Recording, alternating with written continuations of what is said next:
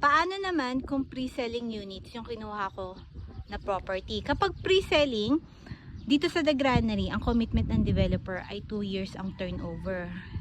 Kaya, ang advantage din ng pre-selling, payable pa in 18 months yung down payment. Kapag ganyan, yung nakikita mong bakante pa yung lote, wala pang nakatayong bahay, pre-selling yon. So, paano kung binayaran ko agad ng cash yung property? Kailangan mo pa rin antayin yung schedule ng developer sa pagpapatayo ng bahay. So, it doesn't mean na fully paid ka na in cash, pwede na agad itayo. Nakaschedule po yung pagpapatayo niyan. Kaya kung may cash ka naman, why not RFO na lang yung kunin mo, 'di ba?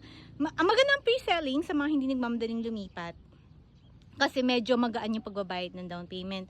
But if you have already cash, yung RFO na lang. Kasi yung RFO, at least tayo na yung bahay. Ganyan yung mga pre-selling, wala pang nakatayo.